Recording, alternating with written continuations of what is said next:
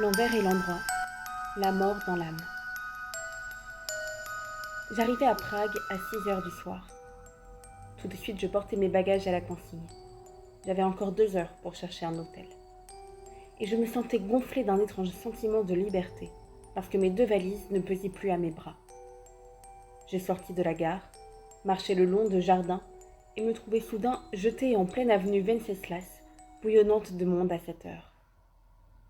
Autour de moi, 1 million d'êtres qui avaient vécu jusque-là, et de leur existence, rien n'avait transpiré pour moi. Ils vivaient. J'étais à des milliers de kilomètres du pays familier. Je ne comprenais pas leur langage. Tous marchaient vite. Et me dépassant, tous se détachaient de moi. Je perdis pied. J'avais peu d'argent, de quoi vivre 6 jours. Mais au bout de ce temps, on devait me rejoindre. Pourtant, l'inquiétude me vint aussi à ce sujet. Je me mis donc à la recherche d'un hôtel modeste.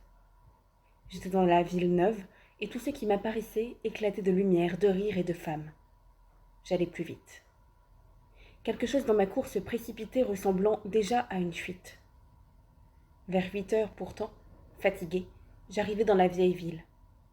Là, un hôtel d'apparence modeste, à petite entrée, me séduisit. J'entre.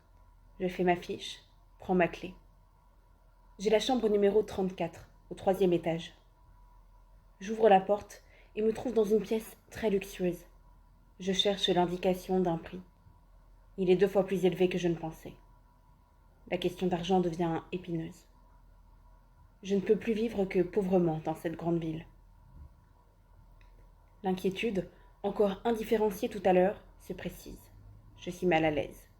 Je me sens creux et vide. Un moment de lucidité pourtant. On m'a toujours attribué, à tort ou à raison, la plus grande indifférence à l'égard des questions d'argent. Que vient faire ici cette stupide appréhension? Mais déjà, l'esprit marche. Il faut manger, marcher à nouveau et chercher le restaurant modeste. Je ne dois pas dépenser plus de 10 couronnes à chacun de mes repas. De tous les restaurants que je vois, le moins cher est aussi le moins accueillant. Je passe et repasse. À l'intérieur, on finit par prendre garde à mon manège. Il faut entrer. C'est un caveau assez sombre, peint de fresques prétentieuses. Le public est assez mêlé. Quelques filles, dans un coin, fument et parlent avec gravité. Des hommes mangent, la plupart sans âge et sans couleur. Le garçon, un colosse au smoking graisseux, avance vers moi une énorme tête sans expression. Vite, au hasard, j'indique sur le menu, incompréhensible pour moi, un plat. Mais il paraît que ça vaut une explication. Et le garçon m'interroge en tchèque. Je réponds avec le peu d'allemand que je sais.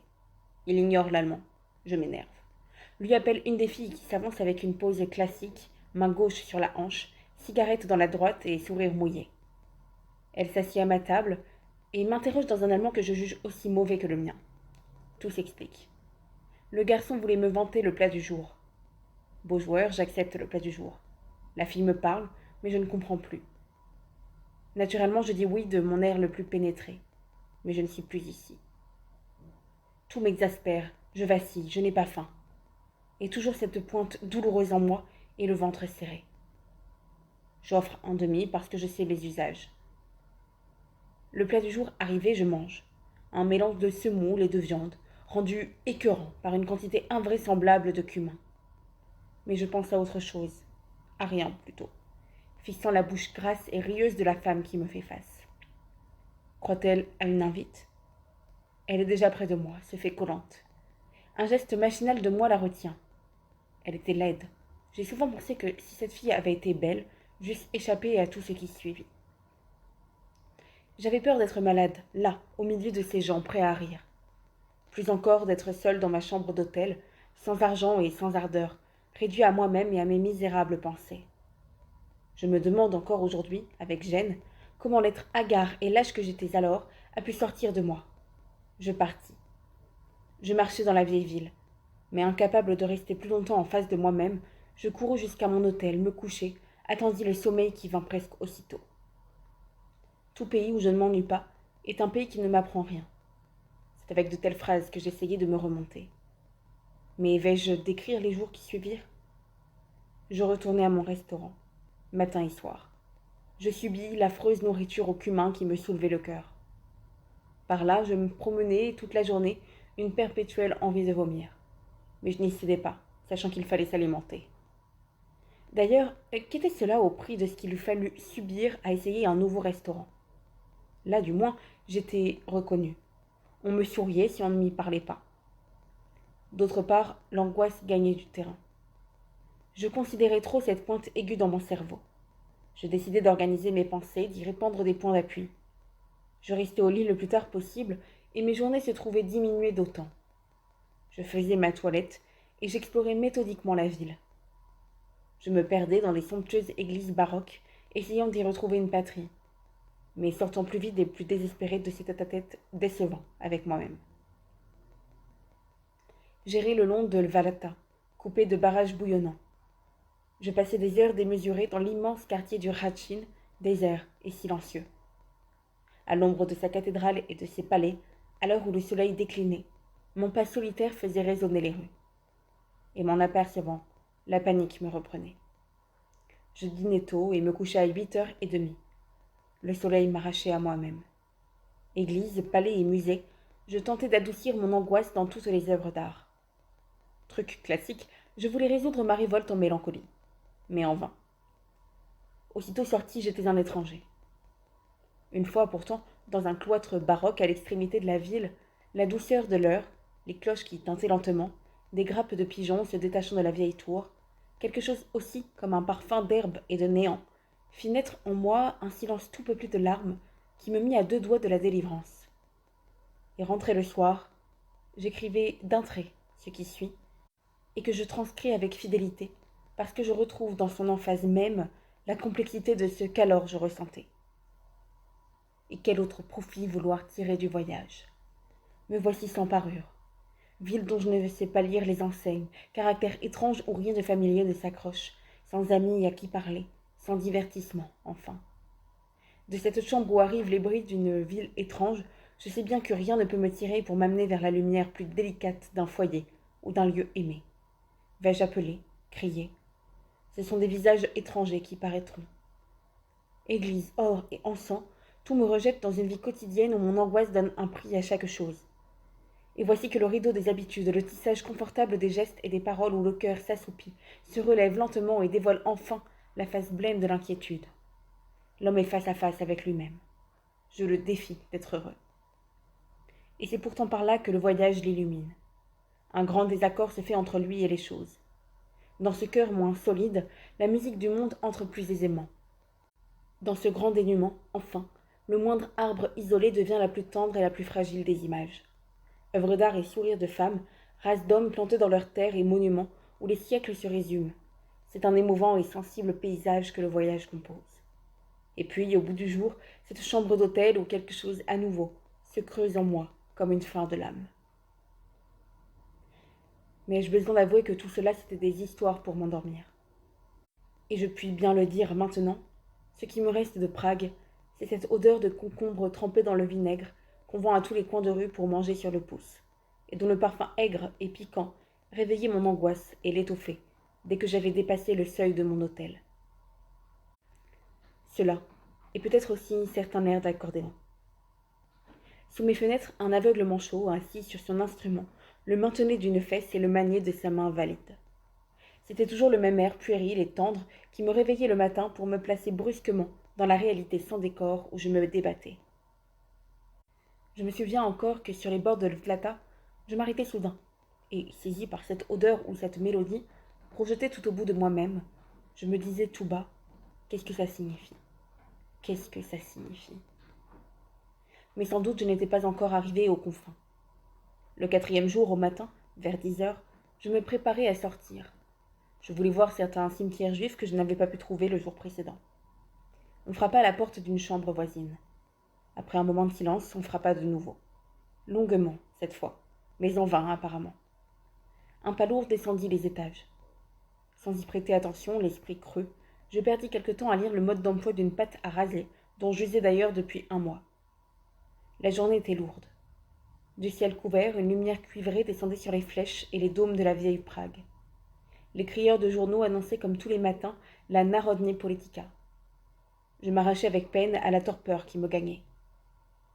Mais au moment de sortir, je croisai le garçon d'étage, armé de clés. Je m'arrêtai. Il frappa de nouveau, longuement. Il tenta d'ouvrir. Rien n'y fit. Le verrou intérieur devait être poussé. Nouveau coup. La chambre sonnait creux, et de façon si lugubre qu'oppressée, je partis sans vouloir rien demander.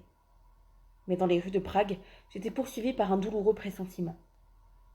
Comment oublierais-je la figure niaise du garçon d'étage, ses souliers vernis recourbés de façon bizarre et le bouton qui manquait à sa veste? Je déjeunai enfin, mais avec un dégoût croissant. Vers 2 heures, je retournai à l'hôtel.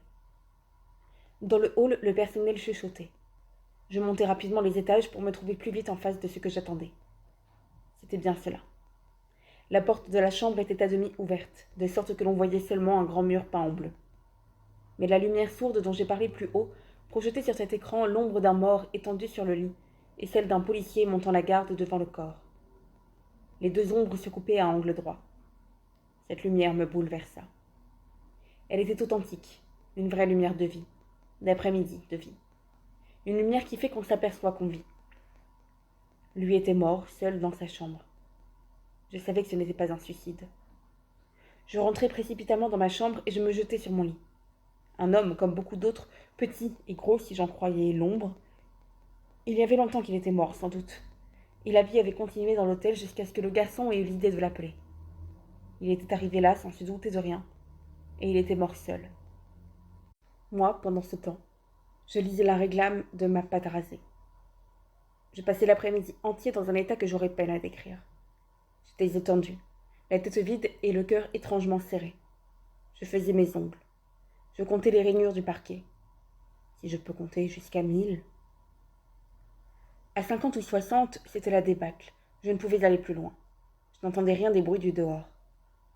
Une fois, cependant, dans le couloir, une voix étouffée, une voix de femme qui disait en allemand « Il était si bon ». Alors je pensais désespérément à ma ville, au bord de la Méditerranée, au soir d'été que j'aime tant, très doux, dans la lumière verte et plein de femmes jeunes et belles. Depuis des jours, je n'avais pas prononcé une seule parole, et mon cœur éclatait de cris et de révoltes contenues. J'aurais pleuré comme un enfant si quelqu'un m'avait ouvert ses bras. Vers la fin de l'après-midi, brisé de fatigue, je fixai éperdument le loquet de ma porte, la tête creuse, et repassant un air populaire d'accordéon. À ce moment, je ne pouvais aller plus loin. Plus de pays, plus de villes, plus de chambres et plus de noms. Folie ou conquête, humiliation ou inspiration. Allais-je savoir ou me consumer? On frappa à la porte et mes amis entrèrent. J'étais sauvée, même si j'étais frustrée. Je crois bien que j'ai dit « Je suis content de vous revoir ». Mais je suis sûre que là se sont arrêtés mes aveux, et que je suis restée, à leurs yeux, l'homme qu'ils avaient quitté. Je quittai Prague peu après. Et certes, je me suis intéressée à ce que je vis ensuite. Je pourrais noter tout à l'heure, dans le petit cimetière gothique de Bautzen, le rouge éclatant de ses géraniums et le matin bleu. Je pourrais parler des longues plaines de Silésie, impitoyables et ingrates. Je les ai traversées au petit jour. Un vol pesant d'oiseaux passait dans le matin brumeux et gras, au-dessus des terres gluantes.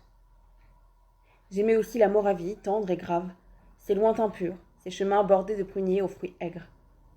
Mais je gardais au fond de moi l'étourdissement de ceux qui ont trop regardé dans une crevasse sans fond. J'arrivai à Vienne, en repartis au bout d'une semaine, et j'étais toujours prisonnier de moi-même. Pourtant, dans le train qui me menait de Vienne à Venise, j'attendais quelque chose. J'étais comme un convalescent qu'on a nourri de bouillon et qui pense à ce que sera la première croûte de pain qu'il mangera. Une lumière naissait. Je le sais maintenant.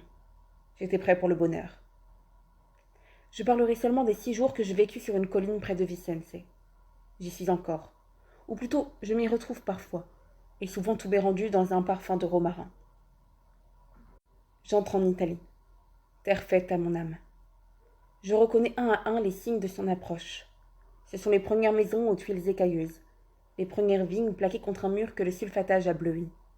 Ce sont les premiers linges tendus dans les cours, le désordre des choses, le débraillé des hommes, et le premier cyprès, si grêle et pourtant si droit. Le premier olivier, le figuier poussiéreux. Place pleine d'ombre des petites villes italiennes, heure de midi où les pigeons cherchent un abri, lenteur et paresse, La muse se révolte. La passion chemine par degrés vers les larmes. Et puis, voici Vincennes. Ici, les journées tournent sur elles-mêmes, depuis l'éveil du jour gonflé du cri des poules, jusqu'à ce soir sans égal, doucereux et tendre, soyeux derrière les cyprès et mesuré longuement par le chant des cigales. Ce silence intérieur qui m'accompagne, il naît de la course lente qui mène la journée à cette autre journée. Qu'ai-je souhaité d'autre que cette chambre ouverte sur la plaie, avec ses meubles antiques et ses dentelles au crochet. J'ai tout le ciel sur la face, et ce tournoiement des journées. Il me semble que je pourrais le suivre sans cesse, immobile, tournoyant avec elle. Je respire le seul bonheur dont je sois capable, une conscience attentive et amicale. Je me promène tous les jours. De la colline, je descends vers Vicence ou bien je vais plus avant dans la campagne. Chaque être rencontré, chaque odeur de cette rue, tous mes prétextes pour aimer sans mesure. Des jeunes femmes qui surveillent une colonie de vacances, la trompette des marchands de glace. Leur voiture, c'est une gondole montée sur roues et munie de brancards. Les étalages de fruits, pastèques rouges aux graines noires, raisins translucides et gluants. Autant d'appui pour qui ne sait plus être seul. Mais la flûte aigre et tendre des cigales, le parfum d'eau et d'étoiles qu'on rencontre dans les nuits de septembre.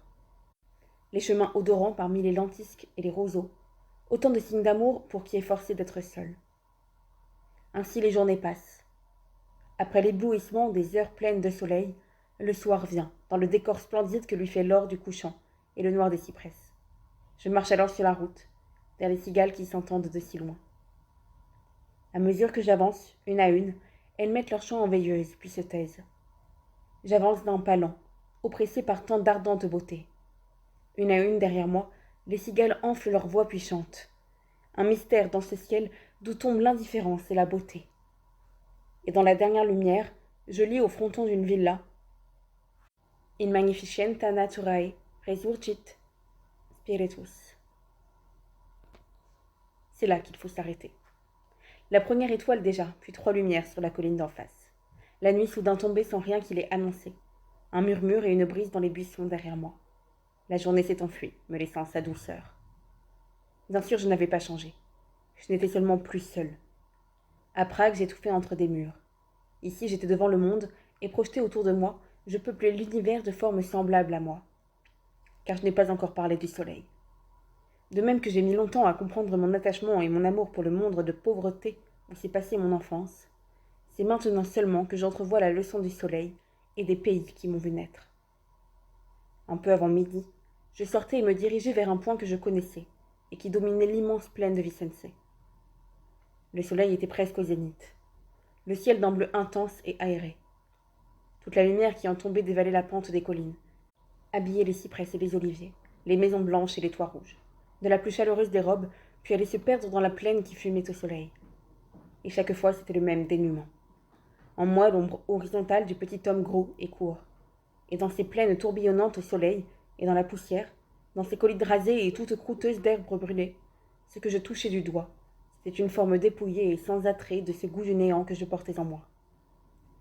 Ce pays me ramenait au cœur de moi-même et me mettait en face de mon angoisse secrète. Mais c'était l'angoisse de Prague, et ce n'était pas elle. Comment l'expliquer? Certes, devant cette plaine italienne peuplée d'arbres, de soleil et de sourires, j'ai saisi mieux qu'ailleurs l'odeur de mort et d'inhumanité qui me poursuivait depuis un mois. Oui, cette plénitude sans larmes, cette paix sans joie qui m'emplissait, tout cela n'était fait que d'une conscience très nette de ce qui ne me revenait pas, d'un renoncement et d'un désintérêt. Comme celui qui va mourir et qui le sait ne s'intéresse pas au sort de sa femme, sauf dans les romans. Il réalise la vocation de l'homme qui est d'être égoïste, c'est-à-dire désespéré. Pour moi, aucune promesse d'immortalité dans ce pays.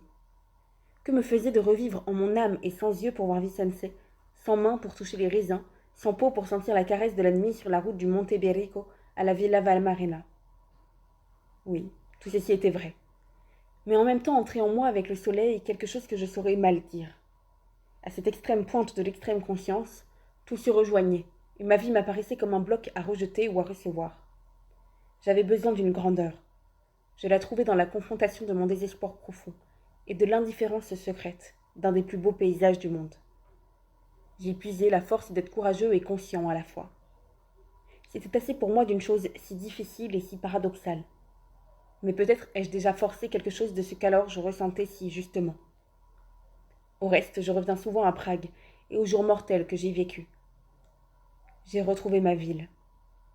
Parfois seulement une odeur aigre de concombre et de vinaigre vient réveiller mon inquiétude. Il faut alors que je pense à Vicence. Mais les deux me sont chers et je sépare mal mon amour de la lumière et de la vide avec mon secret attachement pour l'expérience désespérée que j'ai voulu décrire. On l'a compris déjà, et moi je ne veux pas me résoudre à choisir. Dans la banlieue d'Alger, il y a un petit cimetière aux portes de fer noir. Si l'on va jusqu'au bout, c'est la vallée que l'on découvre avec la baie au fond. On peut longtemps rêver devant cette offrande qui soupire avec la mer, mais quand on revient sur ses pas, on trouve une plaque regret éternel dans une tombe abandonnée. Heureusement, il y a les idéalistes pour arranger les choses.